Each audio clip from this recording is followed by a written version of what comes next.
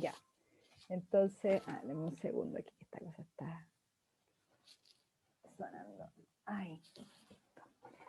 Ya, entonces, la clase anterior nosotros vimos que había una forma de calcular en manera integral el campo magnético. ¿Sí? Era como el equivalente a calcular el campo eléctrico en forma integral. Cuando calculamos el campo eléctrico de manera integral, cuando teníamos una distribución continua de carga. ¿Sí? Podía ser un lambda, un sigma, un rho. Para esos casos usamos un campo que era un integral. En el caso de que ya son cargas de movimiento, cuando tenemos una corriente circulando, normalmente a través de un alambre, pero también podría ser un cilindro, pero bueno, la idea es que siempre al final puede ser un alambre o la superposición de muchos alambres. La manera integral de obtener el campo magnético es a través de la expresión de la ley de Biot-Savart, que era esta integral acá con un producto cruz, que hacía que las cosas se dificultaran más, porque ya no era solo el retongo, sino que además era un dl cruz r. O sea, había que hacer un proceso aquí de cálculo el producto cruz. Y bueno, la primera parte aquí es una constante que tiene que ver con el medio donde se propaga el campo magnético, el mu0, que es como la respuesta, así como el epsilon 0 era la respuesta, tiene que ver con la respuesta del medio al campo eléctrico, el mu0 tiene que ver con la respuesta del medio al campo magnético. Y el R cuadrado sigue siendo la misma como dependencia geométrica, ¿sí? Del campo eléctrico magnético, que tiene que ver con la forma del espacio, así que aquí esto sigue siendo lo mismo. Hicimos un caso, había una línea que tenía corriente y vimos cómo usarlo. La idea era muy similar al caso del campo eléctrico, que teníamos que primero dibujar el vector posición a partir de, bueno, tenemos que coger un dl para poner la cola de ese vector posición y después definir un 0 y escribir entonces el vector posición en sus componentes. Y así llegamos al retongo, reemplazamos acá y obteníamos el campo. Y bueno, hablamos de la regla de la mano derecha. Aquí hay una representación donde la corriente va en un alambre recto. La idea es que la mano derecha, aquí cuando gira, como está en esta dirección, muestra cómo va el campo, el vector campo. Aquí estas son las líneas de campo. Recuerden que es la misma idea de las líneas de campo cuando veíamos campo eléctrico, ¿sí? Aquí si uno dibuja el campo magnético son estos vectores, los vectores que van aquí siguiendo las líneas de campo magnético. Y en la medida que me acerco más, se vuelve más grande. Y aquí, bueno, debería ser mucho más grande. Lo que pasa es que ya como que me quedó muy grande. Pero depende de la distancia. Entonces sigue estando la representación vectorial y la representación de líneas, como está ahí. También puede darse la otra situación, que el giro sea el giro de la corriente, que lo que esté aquí girando sea una corriente, como si fuera un anillo.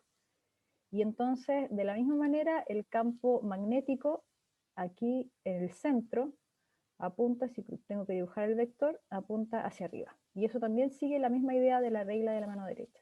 Y entonces, la mano sirve para encontrar dirección de campo o dirección de corriente, dependiendo cuál sea aquí una con respecto a la otra. ¿Ya? Eso era re importante, y habíamos hecho este ejercicio, entonces, recordando solamente, la idea era primero ubicar el dl. Esto podía ser un segmento curvo o un segmento recto. Era ubicar el dl,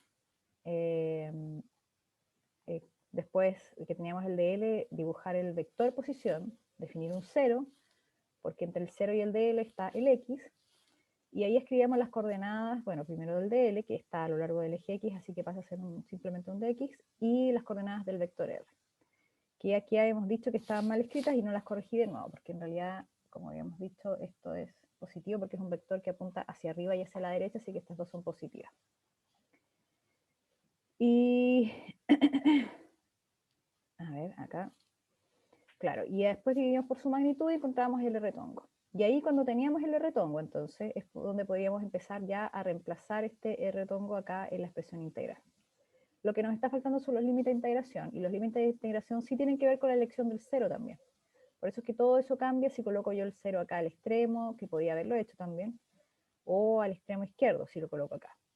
Recuerden que el límite de integración, por ejemplo, si lo coloco aquí, este de la izquierda, iría entre 0 y L. Si yo coloco el 0 acá, a la derecha, va entre menos A, de veras que esto mide 2A, entre menos 2A y 0, ¿sí? Así que la elección del cero también me define los límites de integración, para que lo recuerden cuando estemos. Pero normalmente lo que preguntamos en este tipo de ejercicios son dos opciones, que sea el segmento recto como este, que pueden ser configuraciones donde está, ustedes calculen acá, por ejemplo, el campo y son varios segmentos unidos así. Por ejemplo, como puede ser aquí y así. Bueno, no me quedo tan ahí. Y después así, y así una configuración donde va la corriente, por ejemplo, algo como esto. Entonces la corriente va de esta manera y me piden calcular el campo magnético en ese punto central. Entonces es simplemente superponer, o sea, ustedes cojan uno de estos, en realidad podrían hacerlo tal cual como está aquí, o sea, ni siquiera es necesario que lo hagan inclinado, ni apuntando hacia arriba, ni nada. Una vez que encuentren la dirección del campo, en el punto donde le están pidiendo calcularlo, entonces aquí se imaginan que en vez de ir de esta manera, que va así la corriente, aquí la corriente va así. Entonces como que giran todo este sistema para que quede el cable así, con la corriente hacia arriba, y el punto está por acá. Ya, pero en este caso está el punto al otro lado, así que...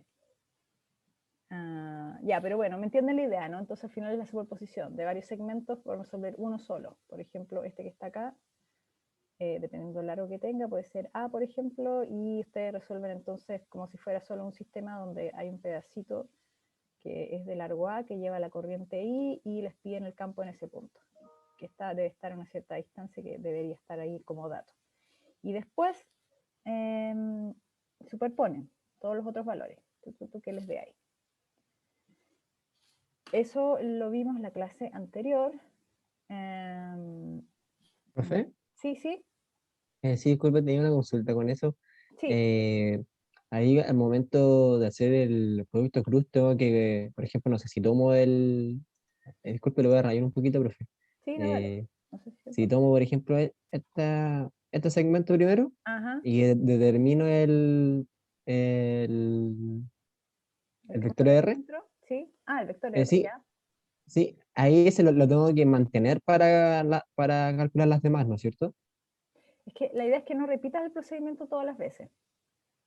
¿Sí? Es Ok, como, solamente porque claro, si es que fuese el mismo, o sea, ahí tendría que multiplicar nomás o sea, en ese caso por 4 nomás el primero, ¿no? sí, lo que pasa es que en este caso, porque aquí, bueno, es como un 2, 4, va a ser como un hexágono. Eh, pero cuando tú tienes, por ejemplo, el segmento circular, y va la corriente circulando acá, lo vimos también como una especie de ejercicio guiado, lo separamos esto como en cada uno de los segmentos. Vimos primero cuánto contribuía ese segmento, cuánto contribuía ese segmento, y este de acá y el otro, para el campo en el centro. ¿Se acuerdan que lo hicimos? Entonces, al final todos ellos, en esta especie de trayectoria circular, contribuyen con la misma dirección de campo en el centro. Y esto, bueno, ni siquiera si quiero saber solo la dirección, ni siquiera necesito calcular nada, porque lo hago con la regla en la mano derecha. El giro, veo cómo está girando esto, que es así, giro mi mano, y el pulgar entonces muestra que el campo apunta hacia adentro. Chup, chup, apunta hacia adentro, con la regla en la mano derecha. Entonces, en este caso, cada uno de estos pedacitos va a contribuir con una magnitud. El primer pedazo, este primer pedazo va a contribuir con una magnitud del campo acá que va a entrar. El segundo pedazo va a ser, si tiene el mismo largo y todo igual, la misma distancia, exactamente igual que el otro, pero está girado nomás, pero va a contribuir con la misma dirección y el mismo tamaño de campo, y también hacia el centro, hacia dentro de la pantalla, en el centro del hexágono. El otro pedacito también y el otro pedacito también. ¿Sí? Independiente de la forma, podría ser un cuadrado, podría ser un octágono, podrían ser, no sé, muchos lados, hasta llegar al círculo. Pero finalmente cada Ah, pedacito contribuye con lo mismo. ¿Sí? Profe, ok, profe. ¿Sí? Dale, dale, dale, no. mi duda era no sobre la mano derecha que, por ejemplo, en ese dibujo ya van, a ver, un reloj, si no me equivoco. Pero usted dijo que se tenía que poner onda la parte como esa del meñique. Pero como uno no puede dar vuelta hacia atrás, se pone como, por así decirlo, la donde está el pulgar, ¿no? Y ahí el campo iría hacia adentro, ¿no? Se ve de esa manera. Es que A ver, déjame dibujar esto en la pizarra mejor. Ahora voy a prender la luz para poder llegar a la pizarra. Ahí. Sí, ahí quedaba mi duda por en qué Claro. si era poner Sí, mira, la del acá, meñique o la otra. claro, supongamos que esa es la dirección de la corriente. ¿Lo ven o no? ¿Se ve o no? Oh, tal vez no era el mejor color, Sí, pero va así girando la corriente. Ahí. Entonces tenemos dos posibilidades, que sea horario o antihorario. Si es antihorario va así la corriente circular. Entonces, en este de la derecha, que la espira circular, o sea, puede ser hexagonal o lo que sea, la forma cuadrada incluso podría ser. Pero la corriente va, apoyo el canto de mi mano, la corriente va así girando, como mi mano derecha lo muestra. Entonces mi pulgar muestra la dirección del campo que es hacia afuera. Y aquí entonces queda como punto. Y en el caso de acá, aquí así, qué chueca. Déjame cambiar el ángulo del computador. Ahí. Ya, entonces en ese caso va girando en sentido horario, ¿cierto? Entonces mi mano la tengo que girar porque mi mano siempre gira hacia, no sé cómo decirlo, pero no puede girar hacia atrás. De la palma, o sea, es como antianatómico, yo no puedo girar así, no me da. Siempre como el giro natural es como hacia adelante. Entonces, en este caso que tengo que girar así, mi mano tengo que colocarla de esa manera para que gire en forma natural. Ya, ok. Y ahí el pulgar entra. Entonces, por eso Ok. es que en el centro yo veo la cola del vector campo que va hacia adentro. Y aquí sale. Entonces, Ahí era mi duda. va a depender del movimiento. ¿Sí? Ok, gracias, profesor. Ya. Entonces, ¿Profe? sí. Sí, sí, es que a mí me he quedado con la pregunta anterior, entonces, justo también esa era mi otra pregunta, que eso solamente yo lo puedo como multiplicar o sumar entre sí, como el mismo valor, siempre y cuando el largo sea el mismo y la corriente que pase sea el mismo, ¿no? Claro, la distancia. Porque- Recuerda que el campo depende, acá está de todo lo que depende, de la distancia, depende ah, ok, del largo que tenga el alambre y de la corriente, el valor de la corriente. Si es el mismo valor de la corriente y si es el mismo ok, valor del largo que lleva ese segmento que lleva la corriente, y está donde está calculando tú, está a la misma distancia, entonces el mismo valor.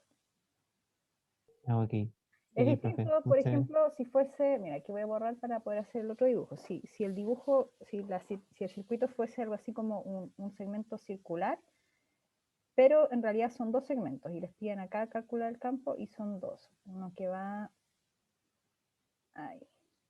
Entonces va así, va así, va así y va así.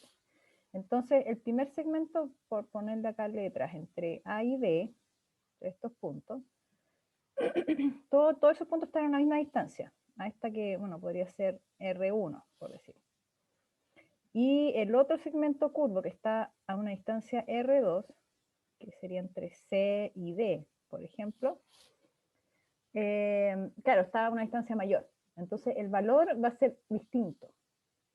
No mucho, la expresión va a ser similar, porque es un segmento circular y el ángulo es el mismo. Pero cuando tú reemplaces los valores, el radio va a ser distinto y bueno, y si el radio es distinto, al final el largo es distinto. Ahí cuando lo resuelvan, pero se entiende la idea, ¿no? O sea, lo que puedo sumar yo, que son iguales, son cosas como esta, y después otro igual, y después otro igual, y después otro igual. Bueno, me entienden que son iguales, no me quedaron iguales a mí en el dibujo, pero la idea es que sean todos iguales. Eso se puede hacer.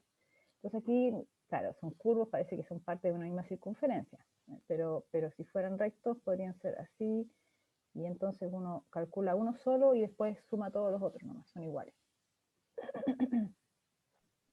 Bueno, ok, profe. sí, además hay otra cosa aquí interesante, que es que este segmento AB, la corriente va hacia sentido horario, y en el CD va antihorario. Entonces, los campos son distintos los que generan, distintas direcciones. En un caso entran, en otro caso salen. ¿Sí? Pero si en Sí, este caso, profe.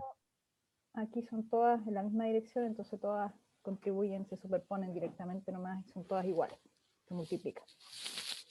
Ah, ok. Profe, y con eso último, ¿Sí?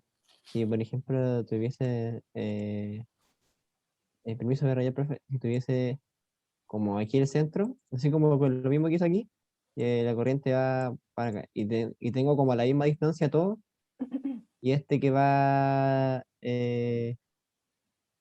así, ¿Ya? así como lo mismo que estaba acá, porque te dijo que esto es como, este iba en Sí, sentido, sí, te entiendo. ahí si todo se cumple, el campo se anularía, ¿o no? Y que todo fuese igual, pero creo que acá la No, pero corriente le dije mal, espere. no se anularía porque, mira, tú tienes, a Ahí ver, me equivoqué, creo que este era para el otro lado, creo. ya, se fue al otro lado, ahí estamos hablando de otra cosa. Claro, si Sí, tú pues que ahí como una me parte confundí. de, claro, imaginemos que era circular y tomas uno que va hacia un lado y otro que va hacia el otro lado. Ahí borremos acá esto para que no moleste. Claro, entonces eso es lo que estoy diciendo, ¿no? Un Sí, sí, pedazo que va en una es- dirección y otro pedazo que va en la dirección contraria. ¿Eso? claro. Y quieres Sí, calcular el campo del ahí, centro. Claro, los dos contribuyen con campos en distintas direcciones. Y si tienen el mismo tamaño, o sea, si este ángulo, por ejemplo, aquí este es 45 y este acá es 45, entonces el campo es cero, se anulan. ok, Porque si son los claro. radios iguales y el largo igual y la corriente, la magnitud, porque si son distintas las magnitudes, no, pues, pero si son las dos y no y 1 y 2, sino que son las dos las mismas, es cero. Ok, profe, ahí me queda todo mucho más claro. Gracias. Ya, excelente. Entonces, vamos acá. Bueno, las posibilidades son varias. Este ejercicio ya lo habíamos hecho. Acá la manera de hacer el producto cruz puede ser con esto, con el determinante o con la fórmula como distributiva nomás. Sí, Profe, sí, Josefa. disculpe, pero es que ¿cómo se resolvía eso del determinante? No me acuerdo. ¿Era cruzado o no? Era Algo así. cruzado, claro. Yo no me acuerdo, yo nunca lo uso, así que, pero la idea era que tú primero multiplicabas cruzado de x con h menos 0 por, en este caso, menos x. Ujú. Y eso te da la componente en y. Después, la componente en j es con un menos. No, espérate. No, vamos a ver cómo era esto. Algo esa cosa. Me parece que no era simultánea. Profe, para el determinante se tomaba la primera, la i, Claro, y esa no se considera, ¿cierto? esa no se consideraba, se Claro. multiplicaba 0 por 0, Entonces, 0 por esta, h, y ese era positivo. claro. Sí. Entonces, Después la j, primera es esta por esta, que aquí son 0, menos h por esta. Y eso te da, después la j, y la j es menos, con un menos. Entonces, sí, déjame anotarlo aquí. Entonces sería y sería, no, aquí son 0, pero ya, 0 por 0 menos 0 por Ah, ya me acordé, mi profe tapaba como la fila que se calculaba con un dedo. claro, pero con la de j es con un menos adelante. Ajá, Entonces ahí es sí. dx por 0 menos 0 por menos x. Y la otra es con k. Y ahí sí es con más. K, entonces dx con h menos 0 por menos x. Así era, ¿no? ¿Quién me está recordando recién cómo era? ¿Está bien ahí o no? Eso mismo, sí. yo sí, sí, sí está bien así, profe. Ya. Sí, yo. Porque era por la posición de cada cosito, como en la i es 1, 1, es menos 1 al cuadrado y queda Ujú, positivo. Así es. sí. Claro, entonces fíjense acá que lo que sobrevive, porque aquí son todos ceros, se van. Estas todos se van, queda cero. Entonces al final lo que queda es esta expresión de acá, que son justamente el dx, el h y eso, todo eso. Así era la historia. Bueno, es una forma de, y ustedes escriben, claro, el primer vector escrito como está ahí, el primer vector, ¿dónde está el producto? Claro, el producto cruz acá es entre dl, que es dx y tongo, así que solamente tiene componente en y, y el segundo vector es r tongo. Entonces, esta raíz que está aquí se ve complicada, la saco porque como estoy multiplicando finalmente, a pesar de que es un producto crudo, igual al final me va a quedar ahí como un factor. Entonces la componente en x es menos x, la componente en el eje y es h. Y en z no tiene, así que es 0. Y ahí hago esa multiplicación. Así es el producto cruz. Con el determinante. La otra opción es directo, como yo les decía también. Entonces, ya, esto es importante porque habíamos llegado que uno podía deducir, después de que encontró la expresión para el segmento, uno podía deducir qué pasa si el A se va a infinito, si hacemos que este hilo sea muy, muy, muy largo. Entonces, la expresión es esta. Fíjense que es mu0, la corriente, partido por 2 pi h. Entonces, el campo depende de la distancia a la que estoy. Aquí está el h, si el hilo es infinito, y la corriente que llevo. De esas dos cosas depende. Sí, aquí la distancia es tomada, claro, pensando que esto es perpendicular ahí. Ya, entonces, fíjense bien el signo. El signo acá, o sea, perdón, el sentido del vector campo magnético, en este caso, porque estoy arriba, es K positivo. Aquí el K positivo, bueno, la idea, recuerden que es que ustedes tienen... espérenme, esta cosa, ahí. Entonces la corriente va hacia allá. El pulgar me muestra lo que va recto. Entonces la mano me da el giro alrededor y este giro sigue hacia abajo. Entonces por arriba del hilo, voy a decir que este es el hilo, va apuntando hacia allá.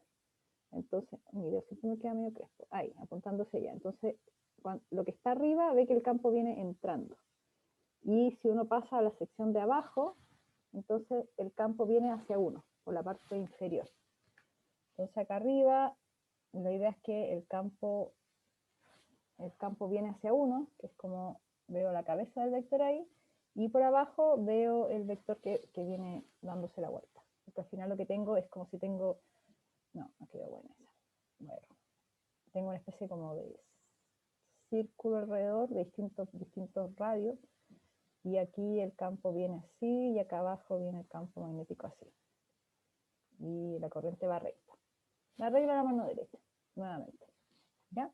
Pero bueno, esto es importante porque aquí tenemos una configuración donde existe una simetría.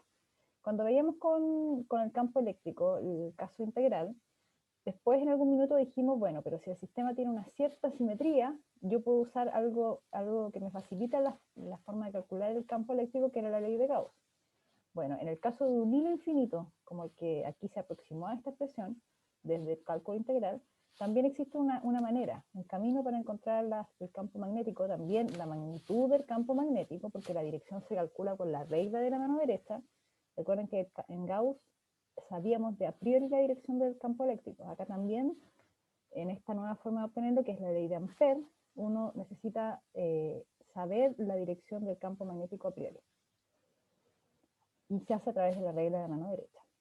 Entonces, bueno, esto era el ejercicio de un alambre circular. Si volvemos a la idea de campo magnético, o sea, campo eléctrico y Gauss y todo, este ejercicio, si hubiese sido una distribución de carga, no se habría podido resolver por Gauss, ¿se acuerdan? Lo mismo acá, cuando hagamos la distinción entre el método integral, que es este que vimos la clase anterior, y lo que vamos a ver hoy, que es Ampère, este tipo de alambre circular con corriente no se puede resolver por Ampère, el equivalente de Gauss. Pero la única manera entonces por cálculo integral, por esa fórmula con el producto cruz ahí en el numerador. Esto ya lo vimos, y lo que vamos a ver entonces hoy día es ley de Ampère. Insisto, el equivalente de la ley de Gauss en el caso eléctrico. Entonces, aquí partimos con la idea de un alambre infinito. ¿Sí? Cuando tenemos un alambre infinito, la regla de la mano derecha nos dice el alambre va recto hacia arriba, y mi mano va dando el giro así de la dirección del campo. ¿Sí? Ustedes lo pueden hacer ahí, ¿sí? En la dirección del campo. Entonces, si yo quiero dibujar en algún punto R, de una distancia R del alambre, las direcciones del campo magnético, dibujo estos vectores. Se fijan, ahí va girando tal cual como mi mano me dice que está girando alrededor del campo. Así que si me pongo al lado izquierdo y al lado derecho, voy a tener la misma magnitud, pero las direcciones van a ser distintas. En el caso, por ejemplo, de este dibujo, acá, entonces si yo estoy justo aquí, al medio, aquí va entrando, así que veo como cruz, y aquí viene hacia mí, así que lo veo saliendo de la pantalla. Pero el tamaño es el mismo. Y el tamaño, yo ya lo sé, es este. ¿Por qué lo sé? Porque lo deduje de la expresión integral. Porque este es un infinito, ya sé que vale eso. Pero vamos a ver si por esta otra regla llegamos a lo mismo, que es una manera mucho más sencilla, que no tengo que hacer la integral y hacer tender a infinito el largo del hilo. Entonces, si yo coloco una órbita más grande, entonces si yo me alejo en esta especie de trayectoria circular que dibujé en torno al hilo, el campo va a ir disminuyendo porque el campo depende de la distancia. Eso también ya lo sabemos de antes. Y lo mismo con el campo eléctrico. Ahora, si yo tomo, fíjense bien, una integral en esta trayectoria circular, alrededor de donde está circulando este hilo, porque este hilo está en el centro de esa trayectoria circular, ¿sí? Entonces esta trayectoria encierra ese hilo que lleva la corriente. Si yo tomo una integral de línea ahí, una integral que es se representa con nuevamente con esta integral con el círculo, porque es una trayectoria cerrada. Recuérdense que con Gauss tenía un círculo porque era una superficie cerrada, pero en este caso es una trayectoria. Yo puedo obtener entonces esta expresión, que es el B.dl. El B.dl, fíjense que el dl es el dl de la trayectoria, ¿sí? No es el dl de este r que está aquí, que es como el radio de la trayectoria, no, de la trayectoria circular, no, es el dl asociado a donde está la corriente circulando. Entonces cuando tengo este B.dl, me va a pasar que mi dl, que son estos vectores chiquititos que son tangentes a la circunferencia, no me aparece ahí, el color. Si yo tomo los dl, son pedacitos de esta trayectoria circular, son tangentes, ¿cierto? Y el campo magnético diría C por regla de la mano derecha que tiene esa dirección, que es en dirección tangente también acá. Va así el campo. Entonces esos dos vectores, de la misma manera que cuando veíamos por Gauss que el campo y el área eran paralelos, en este caso el campo magnético y el dl de esta trayectoria circular son paralelos. Y eso hace entonces que mi B.dl pase a ser la multiplicación de B y dl, ¿sí? B y dl. Ahora, fíjense bien que tengo la integral, esto pasó a esto. ¿Y qué hacíamos con Gauss después de que teníamos esta expresión? Porque todavía sigue siendo una integral, y la integral como que no era tan fácil en algunos casos. Entonces, ¿qué podríamos además decir en este caso? ¿Cuál es el paso que sigue acá? ¿Cuál era cuando el campo era constante salía? Exacto. Entonces, fíjense bien que a pesar de que este R de aquí pues, es variable, puede ser un R más pequeñito como el de la izquierda o un R más grande como este de la derecha, el campo es constante en ese R, porque el campo depende de la distancia, ¿sí? A la fuente de corriente. Entonces, todos estos campos aquí dibujados en negro tienen el mismo valor, son constantes. Entonces, este B puede salir de la integral.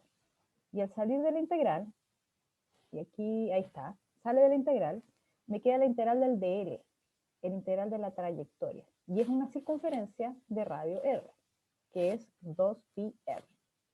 ¿Sí? Ese es el tamaño del perímetro de esa circunferencia, 2πr. Ese es el tamaño de esa trayectoria alrededor de la corriente. Entonces tengo a esta integral que está acá, pasa a ser el campo, la magnitud, 2πr, la distancia a la que estoy de la fuente. Y después, borremos acá para que no quede tan feito, ahí. Entonces tengo eso, y resulta que, fíjense que si el campo aumenta, yo también puedo relacionarlo, porque en realidad lo que estoy haciendo aquí es deducir la expresión. Si el campo aumenta, la corriente aumenta. Porque, bueno, el campo aparece a partir de la corriente. O sea, piensen ustedes que la expresión integral dice que B y aparecen unas constantes, bla, bla, pero es por I. Y una integral que sí, pero es constante. O sea, hay una proporción entre el campo y la corriente. Si aumenta la corriente, aumenta el campo magnético. Entonces, esta expresión es proporcional a la corriente que va en el alambre. ¿Y cuál sería la constante de proporcionalidad? Bueno, ahí es donde aparece en realidad la ley de Ampère. La constante de proporcionalidad es esa respuesta del medio al campo magnético, que es el mu0. Y esta finalmente es la ley de Ampère. Relaciona, al lado izquierdo acá está el B.dl, donde si yo quiero obtener el campo magnético, tengo que escoger una trayectoria, que es mi dl, la trayectoria de manera tal que pueda desarmar la integral para llegar a algo como esto, B por 2πr. Y al otro lado, en vez de tener la carga encerrada, como la teníamos en Gauss, tengo la corriente, que en realidad incluso uno podría usar la palabra corriente encerrada por la trayectoria, pero es la corriente que está ahí dentro de esa trayectoria, envuelta por esa trayectoria, ¿sí? Y por mu0. Entonces, en el caso, claro, esta expresión de acá se le conoce como circulación, así como el otro era el flujo de campo eléctrico en el caso de Gauss, esto se le conoce como circulación, que es como la letra gamma, la circulación del campo, en realidad puede colocar un B ahí, campo magnético. Esta es la expresión de la ley de Ampère. Entonces uno puede relacionar, fíjense, el campo eléctrico, el campo magnético, digo, en una trayectoria, con la corriente que está contenida dentro de esa trayectoria. Trayectoria, ahora como ley de Ampère, se conoce como trayectoria amperiana, igualito que el caso de la ley de Gauss, tiene un R variable, o sea, este dl que está acá, que recién en el caso que lo vimos como esta es una trayectoria circular, era 2πr, pero independiente de lo que sea la forma de esa trayectoria, siempre tiene un R variable, igual que en el caso de Gauss, siempre esto va a ser un R variable. Y acá, entonces, esa es la expresión de la ley de Ampère. Ahora, ¿cómo usamos la ley de Ampère? Unas formas, porque recuerden que la ley de Gauss dijimos que servía para calcular el flujo, la carga encerrada, y además nos permitía obtener el campo magnético. Bueno, con la ley de Ampère también podemos calcular la circulación del campo magnético en algún circuito, en alguna trayectoria amperiana. Entonces, por ejemplo, acá tienen una pregunta conceptual donde hay una región donde existen dos campos de distintos tamaños y orientaciones.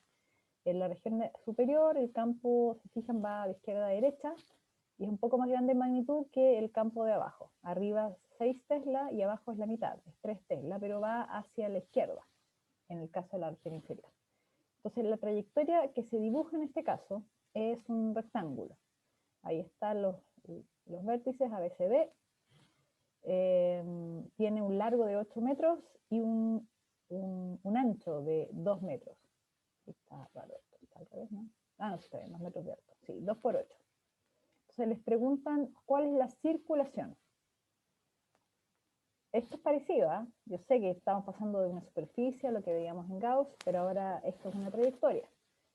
Entonces recuerden, el dl está asociado al segmento ahí de la trayectoria, donde estoy calculando el producto punto. Esto sigue siendo un producto punto entre campo y dl.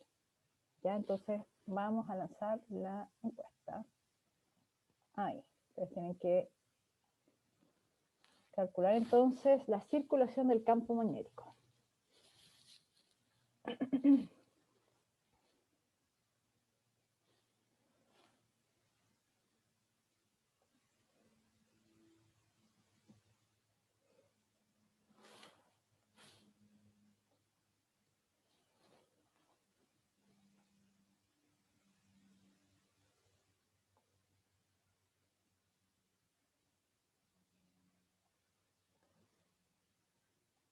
Fíjense bien, entonces tienen dos sectores que son dos largos, pero tienen, bueno, distintas orientaciones. Cada segmento tiene una orientación distinta. Y es un producto punto, ¿sí? Eso hace que ciertos vectores que están orientados entre ellos de una cierta manera puedan ser máximos o pueden ser cero. Esto no es un producto cruz, es un producto punto.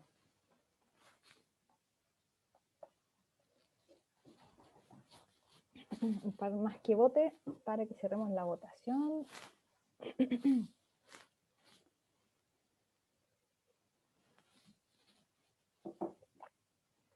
Ya, perfecto, vamos a cerrar, finalizamos.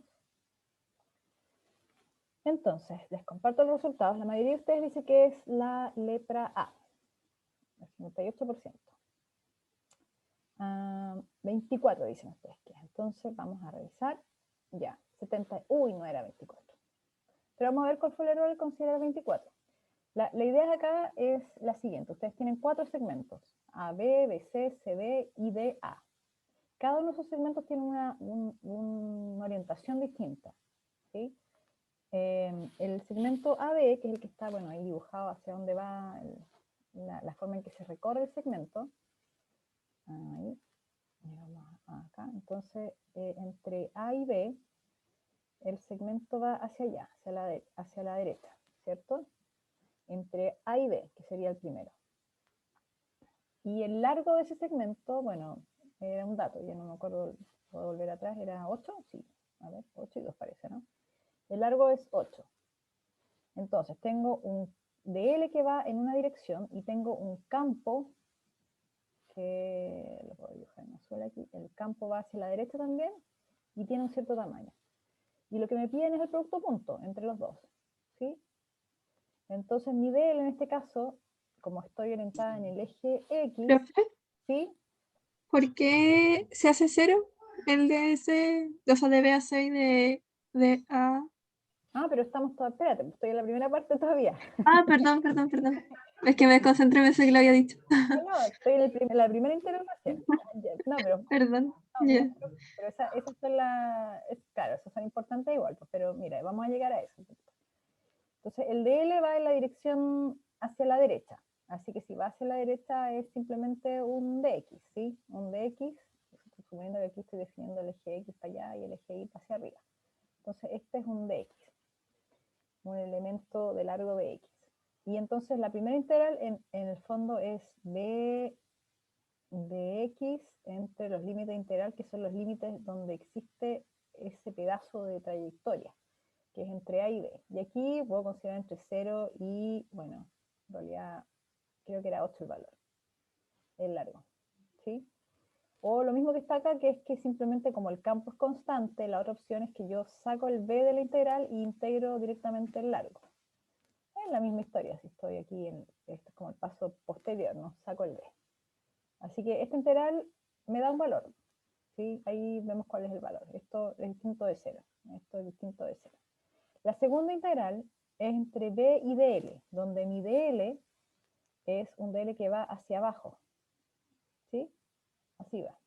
Tengo dos pedazos, porque en realidad el pedazo de segmento tiene la mitad del camino que va hacia allá, el campo, y es más largo, y la otra mitad del camino es más chico y hacia la izquierda, ¿cierto? Es como que mitad y mitad. Pero en cualquiera de los dos casos, yo tengo vectores que son perpendiculares entre ellos. El vector b, aunque vaya a la izquierda o a la derecha, o sea, más grande o más pequeño, es perpendicular a cualquier dl que yo tome en esta trayectoria, que aquí va a ser un di, por ejemplo. Entonces, el producto punto entre dos vectores que son perpendiculares es 0. Y por eso esta integral de acá es 0. Y por la misma razón, la última integral también es 0.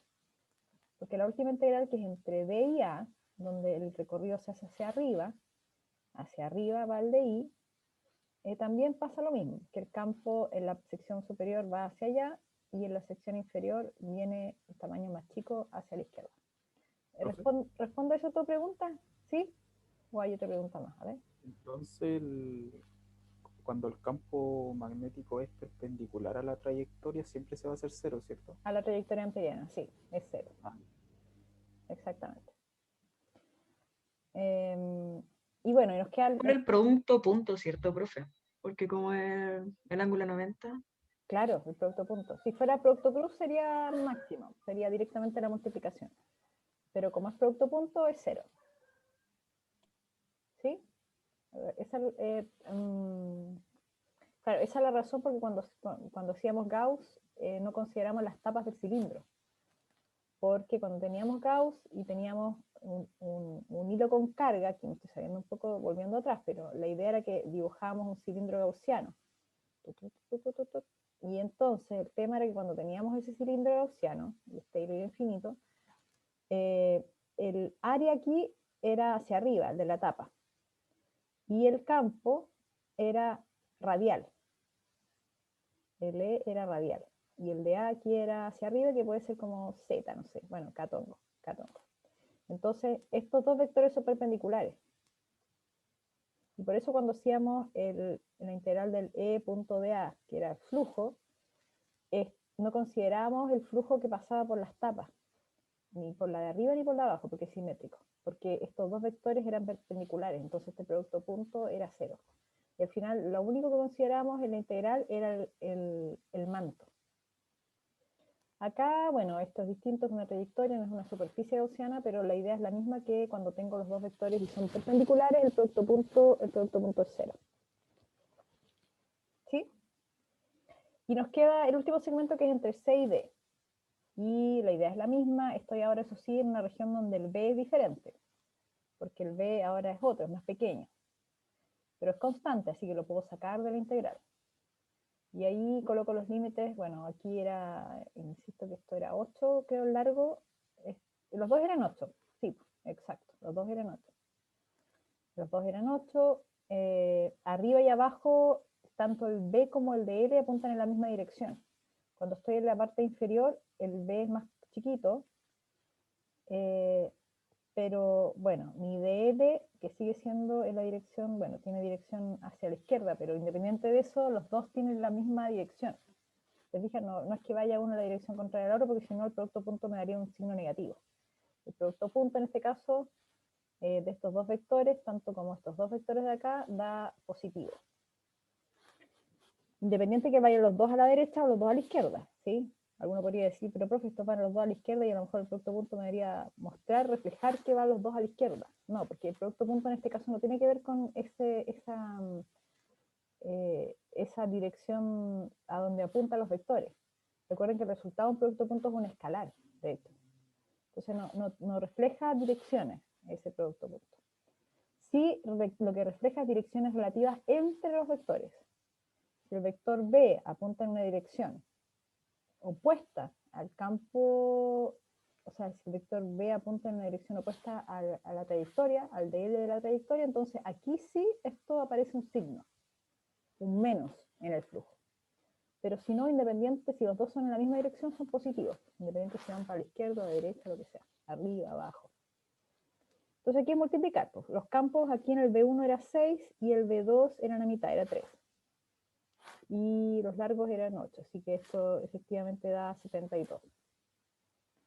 Es un número, es un escalar, de la misma manera que el flujo de campo eléctrico era un escalar, el flujo, o sea, la circulación de un campo magnético también es un escalar.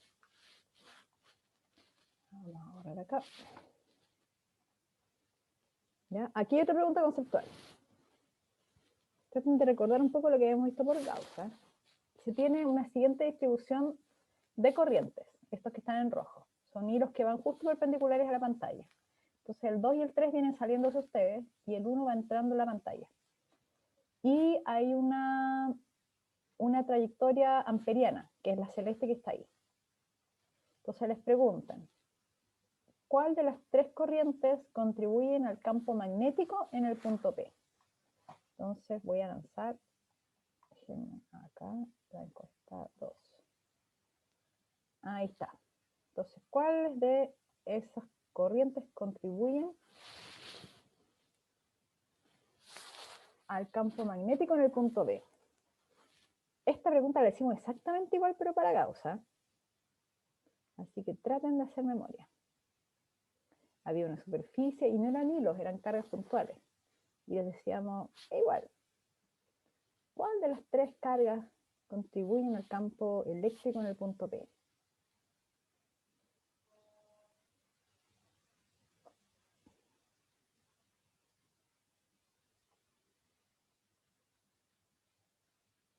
¿Se acuerdan o no? Parece que no se acuerdan de esa pregunta. El primero que contestó se acordó. Fue como que al tiro contestó, así, pum, listo, me acordé. Pero el resto, ya, vamos a finalizar la votación.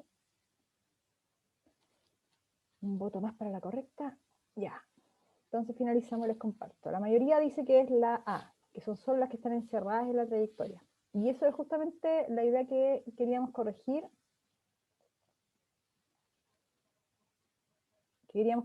Cuando vimos Gauss, cuando teníamos la superficie gaussiana que encerraba las cargas y todo. Porque el campo magnético aquí, si esto fuese Gauss, serían cargas, ¿cierto? 1, 2 y 3 serían cargas puntuales. Y el campo eléctrico, en ese caso, en el punto P, es la suma de los campos de todas las distribuciones del sistema. Independiente si hay o no una superficie, porque recuerden que en el caso de Gauss era una superficie imaginaria. Entonces, ¿qué iba a hacer esa superficie imaginaria para evitar de que una carga que estaba fuera de esa superficie contribuyese al campo ahí? No podía hacer nada, pues no tiene cómo, si es imaginaria. Pero Claro, y en este caso la idea es la misma. Yo tengo una trayectoria amperiana, pero es una trayectoria imaginaria. Entonces, ¿cómo va a evitar esa trayectoria que está ahí, que tiene esta forma extraña, da lo mismo cuál forma tenga? ¿Cómo va a evitar que un hilo que lleva corriente en 3 contribuya al campo magnético en el punto P? No tiene cómo. Eso, o sea, es distinto lo que encierra, ¿sí? Lo que encierra les permite encontrar entonces la circulación del campo magnético. Eso es lo que sí considera una trayectoria amperiana. Lo que encierra es la circulación. En el caso eléctrico, lo que encierra es el flujo de campo. Eso es lo que les da el reflejo. En P, la pregunta digamos, alternativa a esta sería, ¿cuál de las corrientes contribuye a la circulación del campo magnético en el punto P? Y ahí sí la respuesta es 1 y 2, porque son las que están encerradas. De la misma manera que cuando vimos Gauss, podríamos haber hecho la pregunta, ¿cuál de las cargas que están acá contribuyen al flujo de campo eléctrico en el punto P? Y ahí la respuesta era las cargas que estaban encerradas. Pero aquí no es esa la pregunta es cuál de las corrientes contribuyen al campo magnético, no a la circulación del campo. ¿Ya? Así que esa es la analogía, recuérdenlo, para que está es calcadita la pregunta de Gauss. Bueno, esa es la discusión que acabamos de tener. Ya, y aquí hay una tercera pregunta conceptual. Entonces ahora sí, vamos que se puede. Tienen dos alambres. Los dos vienen hacia ustedes la dirección del alambre. Así que imagínense, el pulgar es como que en la mano derecha lo tienen hacia ustedes, apuntando los dos casos. ¿Existe algún punto sobre el eje marcado ahí con las líneas punteadas en el cual el campo magnético se anule? Se refiere a qué punto a la izquierda, a la derecha o al centro, entre los alambres, ¿sí? Vean con su mano derecha, imaginen las direcciones. Voy a lanzar la encuesta 3. Ahí.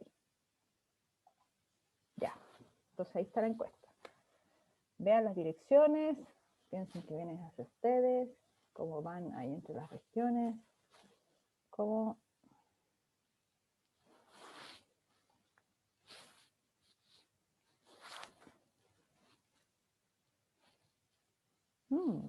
Ya.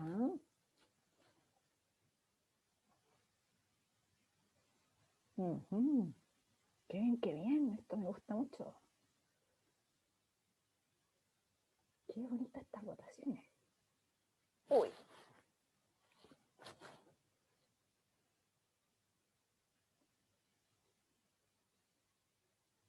Bueno, todavía están bonitas. Ya, voy a cerrar la votación.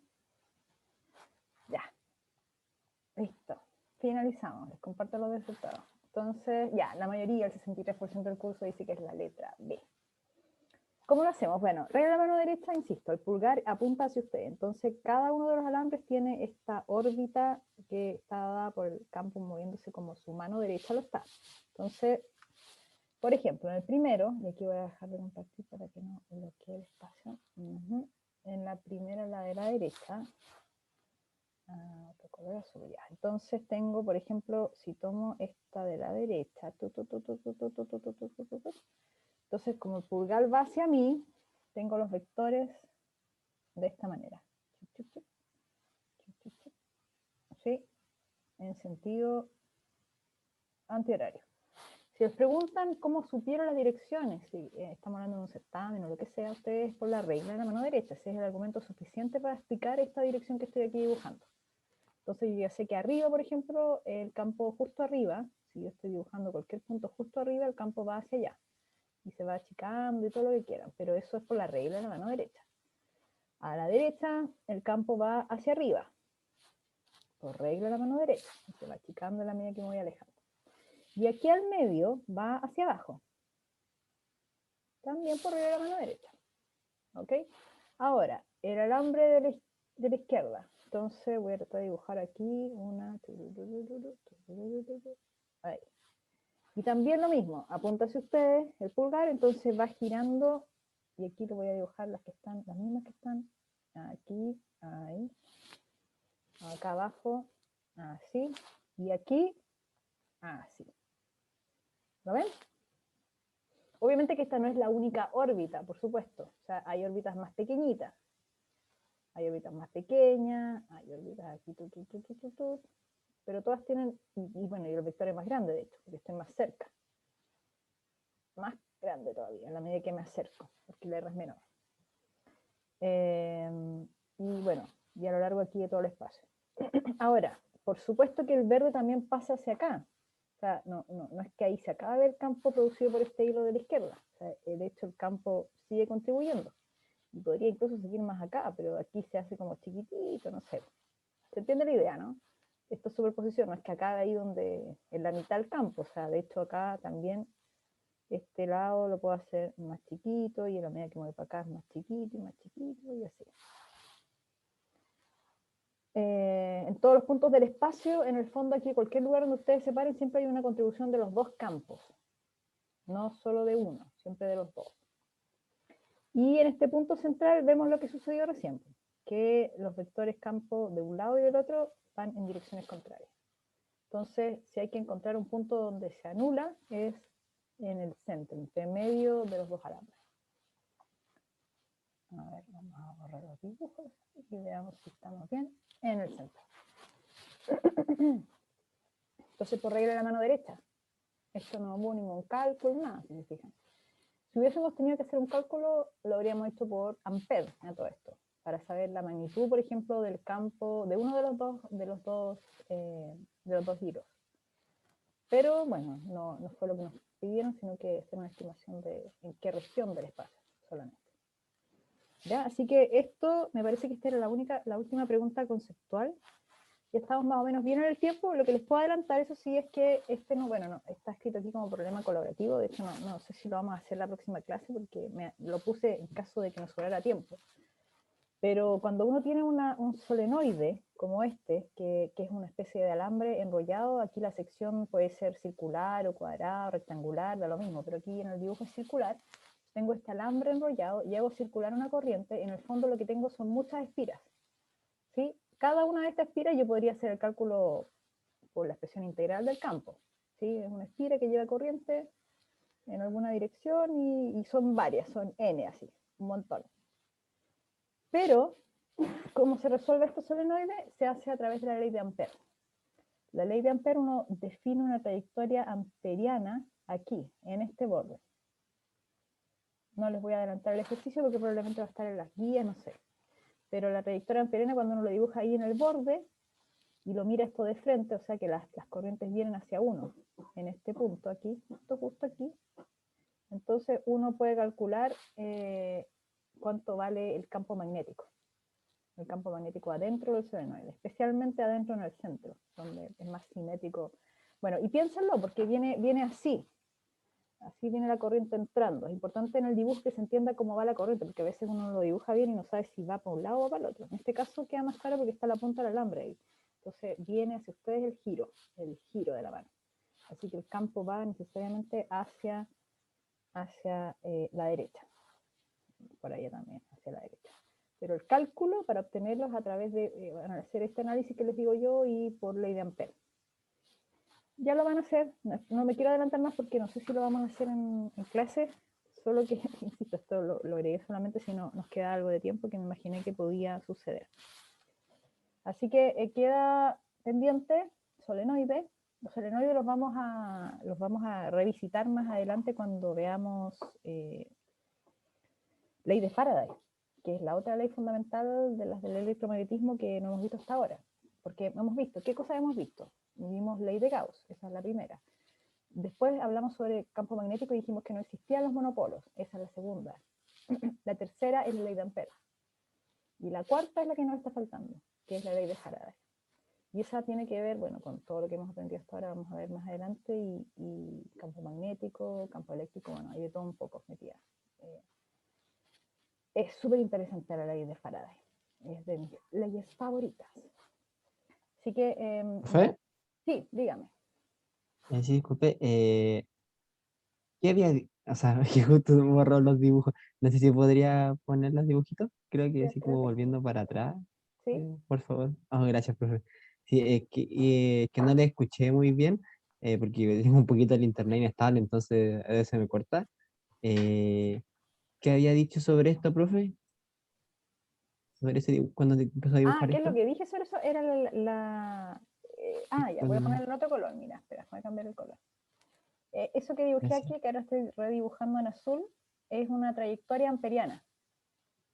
La trayectoria amperiana la puedo hacer más larga acá.